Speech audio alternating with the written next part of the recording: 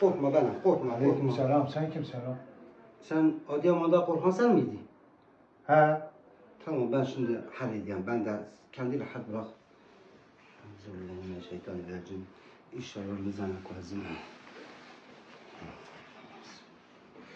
Cuf cuf cuf cuf cuf. Cuf cuf cuf cuf cuf. Cuf cuf cuf cuf cuf.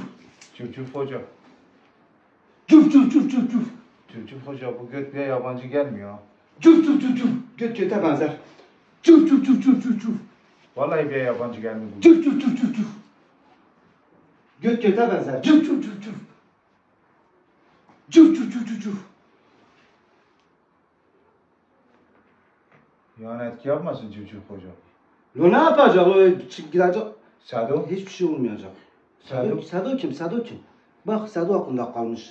Sado. Enişte. Bu ne oğlum? Düşük hoca. Bir cüf cüf hocalığı mı kaldı oğlum? Enişte böyle hocalar çoktu. Bak sen de inadı geldin. Ben götten tanıdım ama. Ben size Bileyim mi göt bir yabancı derken? Ben size dedim göt göte benziyor. Niye bu kırığa girdi Sado gene? Sakin beleş yaptım. Para vermedi kızma. Kızma hadi çık sonra müşteriler bekliyor. Çık çık. Hala hala. Çık çık. Ha ben yani kendi evimden çıkayım. Bak sakin Bak, kıyafete bak. Müşteri bekliyor. Müşteri bekliyor. Bak enişte Ya, bak. ya kimin evindeki bu koyu sen lan sen? Hala sen niye bizdeki? Bak pardon özür dilerim. Dedim belki sen hala Adıyaman'daydın. Cüf cüf cüf cüf. Çık lan dışarı. Çık lan. Bir kocalığı kalmış. Çık dışarı. Çık çık çık çık çık. Ya bir daha gelmem ha. Gelsen gel diye oku ha. Bak dersen gel diye oku ha.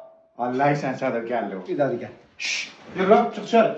Tavuğu hemen gel. Hemen ısrarla dedim. Çık çık. Çık. Lan kapıyı açmayın lan. Bak temelli giderim ha. Temelli. Yemek hazır.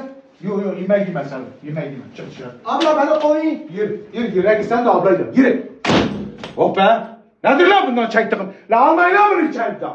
Sen yarıya mı geldin? Ya sen yapma lan. Benim evime gelin.